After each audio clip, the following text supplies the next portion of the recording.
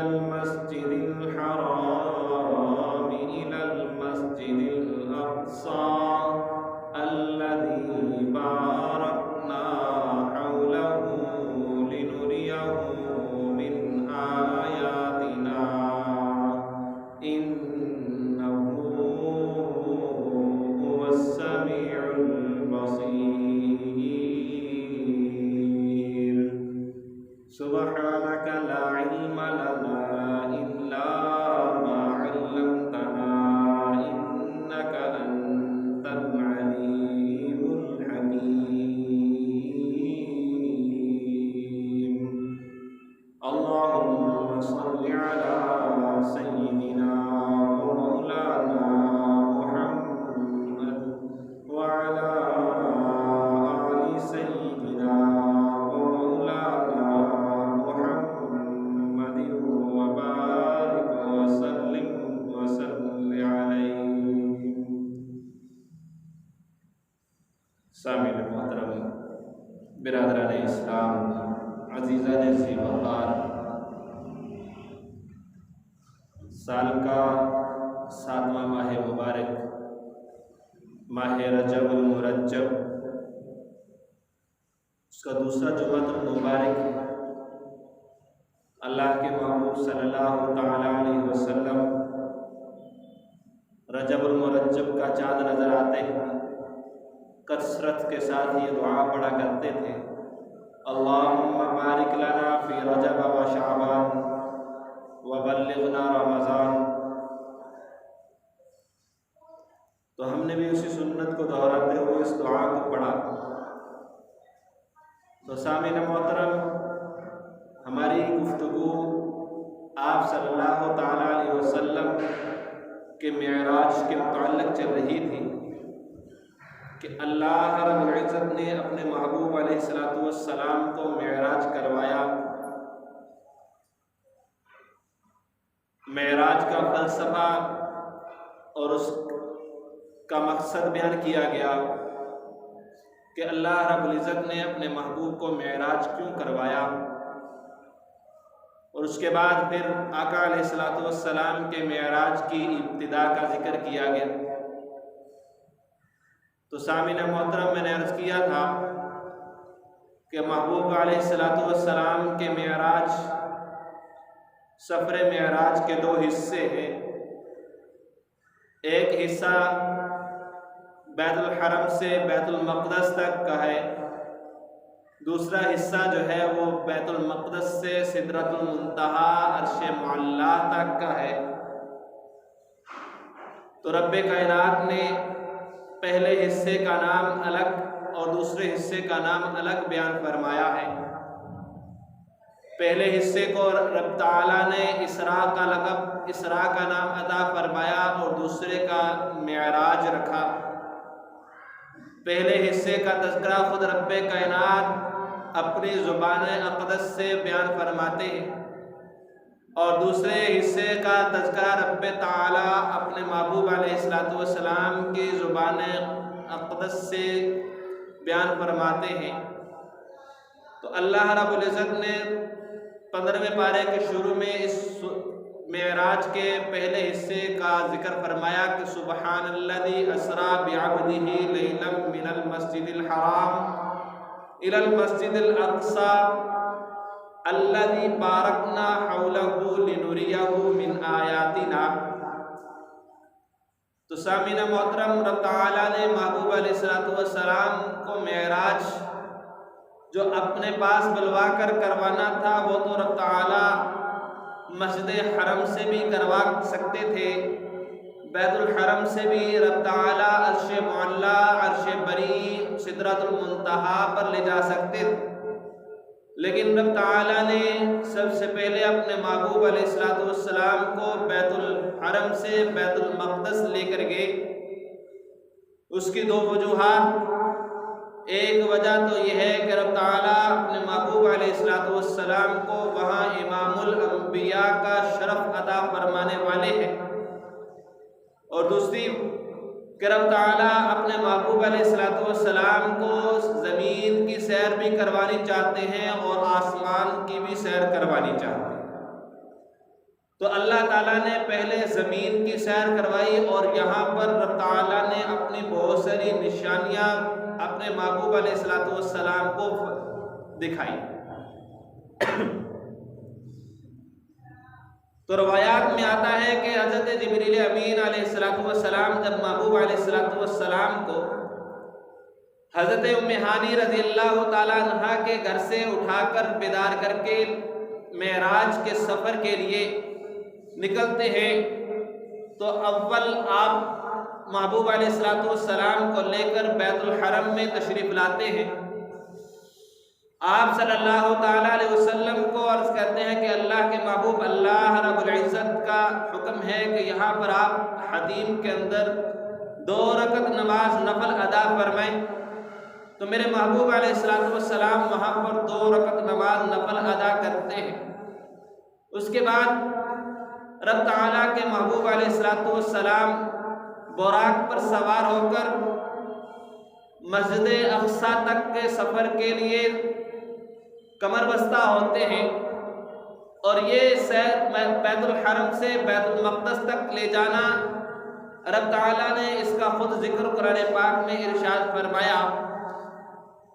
اور یہ سیر کیوں کروائی گئی، یہ بیت المقدس تک کیوں لے جایا گیا، یہ وجہ رب تعالیٰ نے خود قرآن پاک میں بیان فرمایا۔ تو اللہ رب العزت فرماتے ہیں سبحان الذی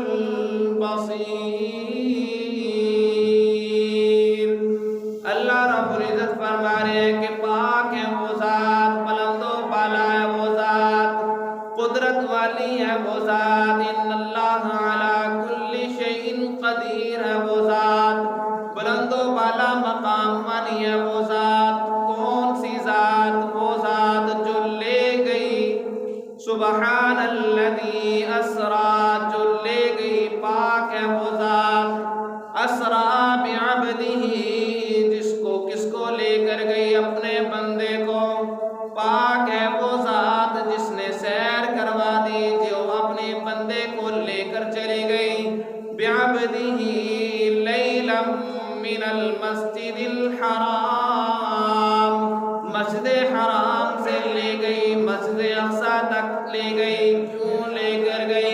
رب تعالیٰ آگے مقصد بیان فرما رہے ہیں الذی بارکنا حولہ لنریہ من آیاتنا، تاکہ وہ ذات اپنے بندے کو، تاکہ وہ ذات رب تعالیٰ نے یہاں پر 2 مرتبہ اپنے بندے کا لفظ استعمال فرمایا۔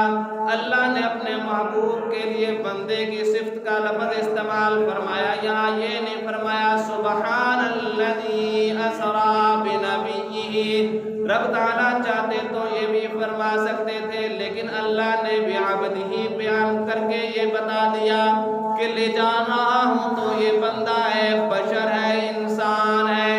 اللہ رب العزت اپنے بندے کی خاص صفت کو بیان فرما رہے ہیں کہ لے جا رہی ہے ذات اللہ رب العزت کی ہے، اور جانے والا میرا بندہ ہے۔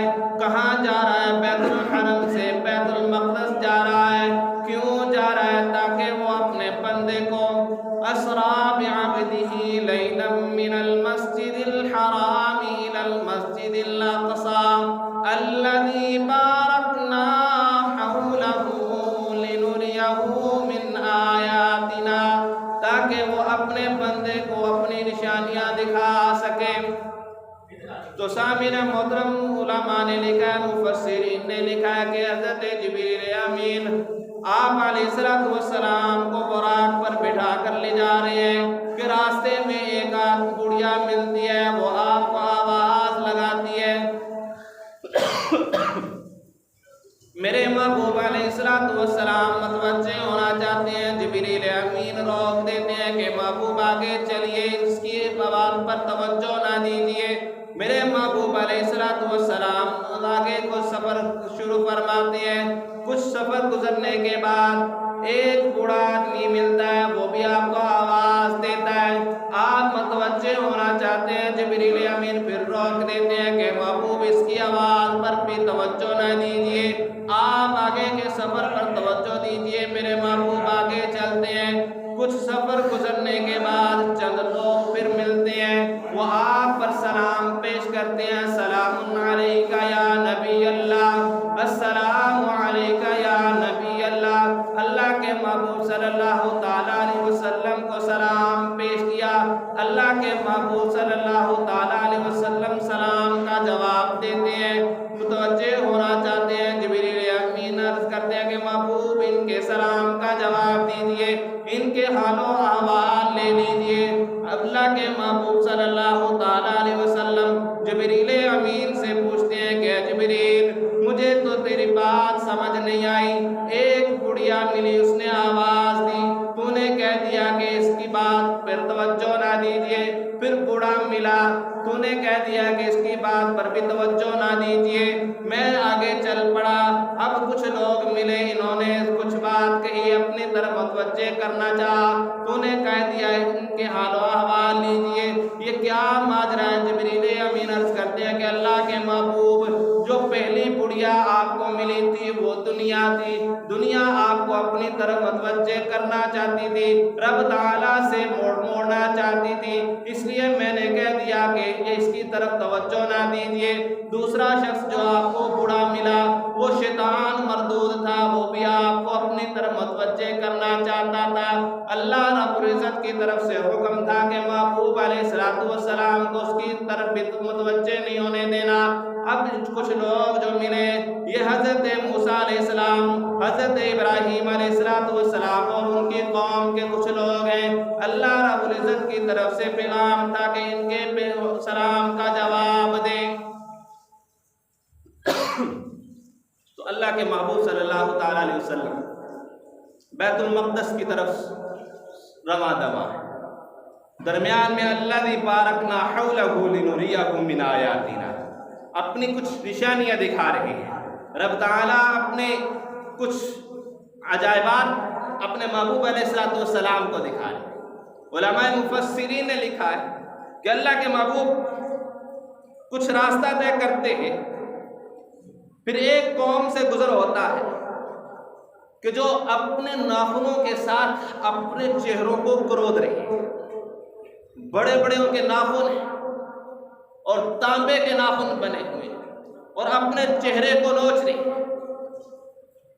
जब मेरे महबूब अलैहिस्सलातु वस्सलाम ने उस कौम को देखा कि वो अपने नाखूनों के साथ अपने चेहरे को नोच रही है, जिब्रील अमीन से पूछा कि जिब्रील, ये कौन सी कौम है जो अपने चेहरे को अपने नाखूनों के साथ कुरेद रही है, अपने नाखूनों के साथ नोच रही है? जिब्रील अमीन अर्ज करने लगे कि अल्लाह के महबूब, ये वो कौम है जो लोगों की ग़ीबत करते हैं, ये वो लोग हैं जो लोगों के ऊपर बहतानबाजी करते हैं, ये वो लोग हैं जो लोगों के ऊपर इल्ज़ाम तराशी करते हैं, बिना किसी सबूत के उनके ऊपर इल्ज़ाम लगा देते हैं। अल्लाह रब्बुल इज़्ज़त ने आज उनको ये अज़ाब दिया हुआ कि वो अपने नाखूनों के साथ अपने चेहरों को कुरेदेंगे। अल्लाह के महबूब सल्लल्लाहु ताला अलैहि वसल्लम सफ़र को तैयार रखते हैं। फिर आगे कुछ सफ़र गुजरने के बाद एक और कौम से गुजर होता है कि वो कौम तुखम रेज़ी भी करने में बहुत तेज़ है कि एक ही दिन में काट भी लेते हैं। काटने के बाद खेती फिर वैसी की वैसी हो जाती है। अल्लाह के महबूब सल्लल्लाहु ताला अलैहि वसल्लम जिब्रील अमीन से दरियाफ्त करते हैं कि जिब्रील जी महबूबे रब्बे जलील, ये क्या माजरा है, ये कौन लोग हैं? अल्लाह के महबूब सल्लल्लाहु ताला अलैहि वसल्लम, ये वो लोग हैं जो अल्लाह के راہ میں جہاد کرنے والے ہیں ان کی ایک نیکی 100 نیکیوں سے بھی زیادہ ہو جاتی ہے، اور یہ لوگ کچھ بھی خرچ کرتے ہیں تو اللہ رب العزت ان کو 100 نیکیاں عطا فرماتے ہیں ایک ایک کام کرنے پر۔ ایسی قوم سے گزرے کہ وہ کھیتی ادھر سے کاٹتی ہے، پھر نیچے سے کھیتی فوراً ہو جاتی ہے، جیسی کاٹی تھی ویسی کی ویسی پھر ہری بری فصل تیار۔ اللہ کے محبوب نے دریافت کر لیا کہ جبریل یہ کون لوگ کہ ابھی کھیتی انہوں نے کاٹی پھر نیچے سے ویسی کی ویسی کھیتی؟ کہ اللہ کے محبوب یہ وہ لوگ ہیں جو اللہ کے راہ میں اللہ کے دین کی سربلندی کے لیے، الہی کلمات اللہ کے لیے اپنی جان نچھاور کرنے کو تیار ہیں اور کرتے ہیں، تو اللہ رب العزت ان کو ایک ایک نیکی کے بدلے میں 100 نیکیاں عطا فرماتے ہیں۔ تو میرے محبوب علیہ السلام کا پھر ایک قوم سے گزر ہوا، یہ رب کائنات اپنے محبوب کو اپنی نشانیاں دکھا رہے، جو قیامت کے دن منظر ہوگا وہ میرے محبوب علیہ السلام کو پہلے رب تعالیٰ نے دکھا دیا۔ ایک قوم سے پھر گزر ہوا کہ وہ قوم جن کے سر پتھروں سے کچلے جا رہے ہیں، کچلے جانے کے بعد پھر سر ویسے کا ویسا ہو جاتا ہے، پتھر سر کے اوپر آتا ہے، سر کچلا گیا، پتھر سائیڈ پر ہوا، پھر ویسے کا ویسے سر ہو گیا۔ اللہ کے محبوب صلی اللہ تعالیٰ علیہ وسلم فرماتے ہیں کہ جبریل جی محبوب رب جلیل یہ کون لوگ ہیں؟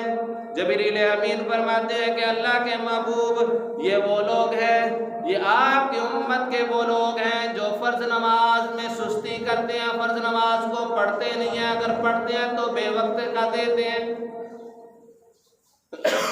کتنی بڑی وعید ہے فرض نماز کو چھوڑنے کہ سر پتھر کے ساتھ قیامت کے دن کچلا جائے گا، جب حساب و کتاب ہو جائے گا تو بے نمازیوں کے سر جو ہیں وہ پتھروں کے ساتھ کچل دیے جائیں گے، پھر سر ویسا ہوگا، پھر کچلا جائے گا، پھر ویسا ہو جائے گا، پھر کچلا جائے گا، بالترتیب یہ عمل چلتا چلا رہے۔ کتنی بڑی وعید ہے، اور آج ہم ہیں کہ ہم نماز کے قریب جانے کو تیار ہیں۔ ایک نماز پڑھنے پر اللہ رب العزت نے کتنے انعامات رکھے ہوئے وہ ہم لینے کو تیار نہیں۔ ہم تو قیمتاً غنا خرید رہے ہیں، جو کہ مفت میں بھی مل رہا ہو تو نہیں لینا چاہیے، جہنم اگر مفت میں بھی ملے تب بھی نہیں لینی چاہیے، ہم تو قیمتاً جہنم کو خرید رہے ہیں۔ ورنہ صحابہ کرام علیہم الرضوان جنت کے دعوے دار بننے کے لیے، جنت کے مالک بننے کے لیے ایک دوسرے سے بڑھ چڑھ کر نیکی کیا کرتے ہیں۔ میرے محبوب علیہ السلام کا پھر ایک قوم سے گزر ہوا، وہ قوم کون سی قوم؟ ایسی قوم سے گزر ہو رہا ہے کہ ان کی دو جانب میں 2 ہنڈیاں پکی ہوئی ہیں، ایک ہنڈی جو ہے وہ حلال جانور کے گوشت سے پکی ہوئی صاف ستھرا سالن بنا ہوا ہے، اور دوسری جانب میں دوسرا سالن پڑا ہوا ہے جو گردآلود ہے، غبار آلود ہے، گلا سڑا سالن ہے، حرام کے گوشت سے بنا ہوا سالن۔ ساری قوم جو ہے وہ حرام کی ہنڈیاں کو کھا رہی ہے۔ اللہ کے محبوب صلی اللہ تعالیٰ علیہ وسلم دیکھ کر پریشان ہوئے کہ جبریل جی رب جلیل یہ کیا ماجرا ہے کہ صاف ستھرا گوشت بھی پکا ہوا ہے، وہ لوگ کھا نہیں رہے، دوسرے کی طرف جا رہے ہیں، یہ کون لوگ ہیں؟ اللہ کے محبوب صلی اللہ تعالیٰ علیہ وسلم نے دریافت فرمایا۔ جبریل امین علیہ السلام عرض کرنے لگے کہ اللہ کے محبوب یہ آپ کی امت کے وہ لوگ ہیں جن کے پاس حلال کرنے کے لیے بیویاں بھی موجود ہیں، ان کے پاس حلال بیوی بھی موجود ہے، لیکن خوبصورت بھی ہے، خوبصیرت بھی ہے، لیکن اس کے باوجود وہ حرام کاری میں مبتلا ہیں۔ یہ ایسی عورتیں ہیں جن کے پاس ان کے خاوند موجود ہیں، حلال رشتہ موجود ہے، لیکن اس کے باوجود وہ حلال رشتے سے فائدہ نہیں لے رہی، حرام کی طرف جا رہی ہے، زناکاری کر رہی ہے، بدکاری کر رہی ہے۔ اللہ کے محبوب یہ بولو۔ پھر میرے محبوب علیہ السلام کا ایک اور قوم سے گزر ہوا،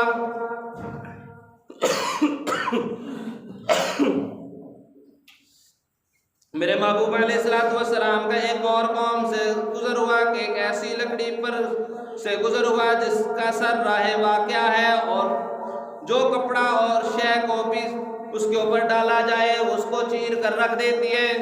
میرے محبوب علیہ السلام نے پوچھا کہ جبریل یہ کیسی لکڑی ہے، یہ کیسی چیز ہے کہ جو چیز بھی اس کے اوپر ڈالی جا رہی ہے ہر چیز کو چیر کے رکھی جا رہی ہے؟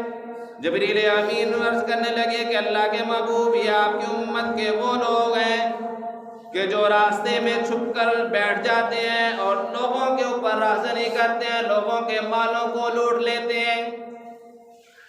اللہ کے محبوب کل قیامت کا دن ہوگا تو یہ ڈاکہ ڈالنے والے، یہ چوریاں کرنے والوں کے ساتھ یہی معاملہ ہوگا کہ رب کائنات ایک تیز دار چھری کے اوپر، ایک تیز دار تلوار کے اوپر سے ان کو پھینکتے چلے جائیں گے، یہ کٹتے چلے جائیں گے، پھر سے ہی سلامت ہوں گے، پھر کٹتے چلے جائیں گے۔ آج ہماری قوم بھی اس گناہ میں مبتلا، غربت کی وجہ سے اس کام کی طرف چل پڑتی ہے، حالانکہ رزق دینا میرے رب تعالیٰ کی ذمہ داری ہے۔ اللہ کے اوپر اگر بھروسہ کیا جائے تو رب تعالیٰ بے شمار رزق دینے کو تیار، اللہ کے سامنے ہاتھ پھیلایا جائے تو رب تعالیٰ دینے کے لیے تیار، کوئی بندہ مانگنے والا تو ہو۔ آج ہم اللہ رب العزت سے مانگ نہیں رہے، جس کی وجہ سے ہمیں تھوڑا رزق مل رہا ہے، زیادہ نہیں مل رہا۔ اگر آج ہم اللہ سے خالص اللہ کی رضا کے لیے مانگنا شروع کر دیں، خدا کی قسم کھا کر کہتا ہوں وہ اللہ رب العزت بڑے ہی بے نیاز ہیں، وہ ہمارے مانگنے پر بڑے ہی خوش ہوں گے۔ روایات میں آتا ہے کہ اللہ رب العزت کے محبوب صلی اللہ تعالیٰ علیہ وسلم نے فرمایا کہ جب بندہ اپنے رب سے مانگتا ہے تو اللہ رب العزت فرشتوں کے سامنے خوشی کا اظہار فرماتے ہیں کہ دیکھو میرا بندہ مجھ سے مانگ رہا ہے۔ آج دنیا کے اندر ہم کسی سے مانگنے کے لیے جائیں تو وہ غصے ہوتا ہے، وہ تنگ دلی کا اظہار کرتا ہے، ایک دفعہ مانگنے جائیں تو دے دے گا، دوسری دفعہ جائیں دے دے گا، تیسری دفعہ تانا مار دے گا۔ لیکن میرے محبوب علیہ السلام کو معراج میں یہ دکھایا جا رہا ہے، یہ سارا ماجرا دکھایا جا رہا ہے۔ اللہ سے مانگنے پر تو آئیں، اللہ سے مانگے تو صحیح، اللہ رب العزت دینے کو تیار ہے۔ میں نے کئی دفعہ آپ حضرات کو یہ واقعہ سنایا کہ ایک بندہ اپنی محبوبہ کا نام لیتا رہتا 24 گھنٹے، جب بھی آنکھ کھلتی اپنی محبوبہ کا نام لیتا، یا سنم یا سنم۔ ایک مرتبہ نیند سے بیدار ہوا اور قصدن نہیں، غلطی سے اس کی زبان سے یا سنم کی بجائے یا سمد نکل گیا، اور سمد میرے محبوب علیہ السلام کی ایک صفت ہے جس کا تذکرہ رب تعالیٰ خود سورۃ الاخلاص میں فرماتے ہیں، اللہ الصمد۔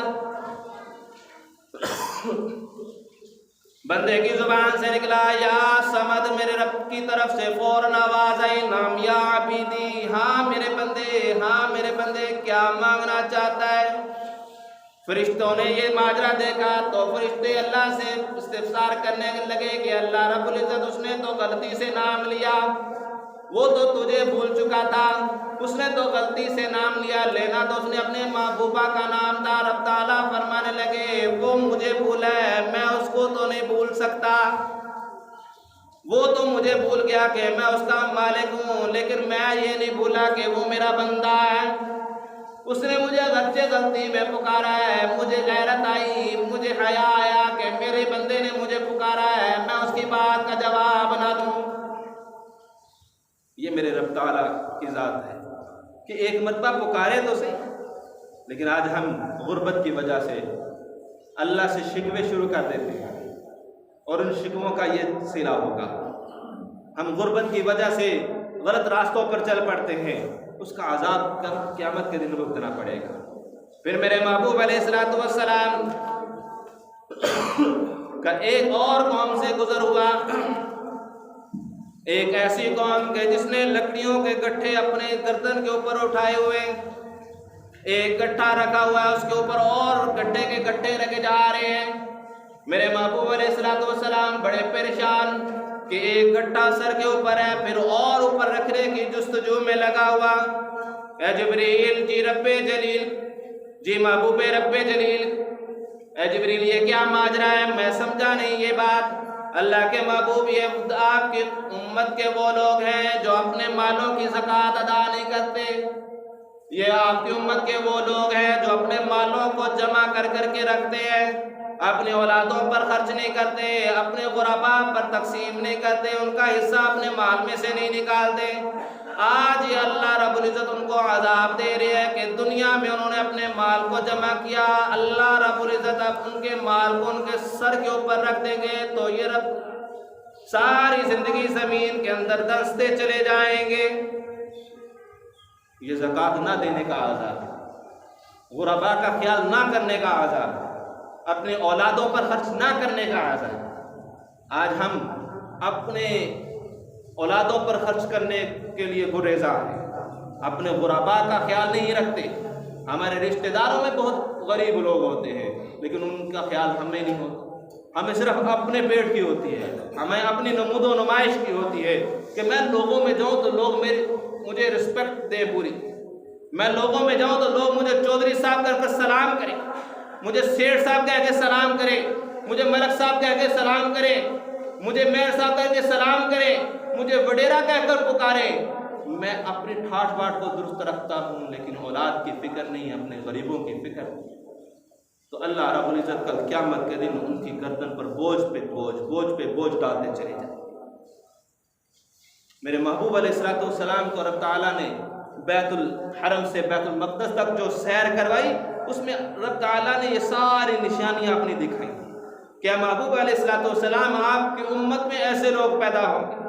میرے محبوب علیہ السلام نے اسی لیے انہی باتوں پر زیادہ زور دیا تھا، انہی حقوق پر میرے محبوب علیہ السلام نے زور دیا تھا کہ حقوق العباد کو پورے کرتے چلو، حقوق اللہ کو بھی پورے کرنے کی کوشش کرو۔ اگر حقوق اللہ میں کوئی کمی رہ گئی تو اللہ رب العزت معاف کرنے پر قادر ہے، وہ معاف کر دے گا، لیکن اگر حقوق العباد میں کمی ہو گئی تو وہ اللہ اس وقت تک معاف نہیں کرے گے جب تک بندہ خود اپنا حق معاف کرے۔ تو اس کے بعد میرے محبوب علیہ السلام مسجد اقصیٰ میں پہنچتے ہیں۔ وہ گزشتہ جمعہ میں نے عرض کیا تھا، مسجد اقصیٰ میں پہنچ کر انبیاء کی امامت کروائی، انبیاء یہاں پر امام الانبیاء کا تاج ملا۔ یہ بات کچھ بیچ میں سے رہ گئی تھی، مختصر میں نے پچھلے جمعہ میں عرض کی تھی۔ تو الذی بارکنا حولہ لنریہ من آیاتنا، اس آیت کی تفسیر تھی جو میں نے آج آپ حضرات کے سامنے رکھی۔ اللہ رب العزت ہمیں یہ باتیں جو سنی ہے اور جو سنائی ہے، ان پر سننے والے کو بھی اور سنانے والوں کو بھی عمل کرنے کی توفیق عطا فرمائے۔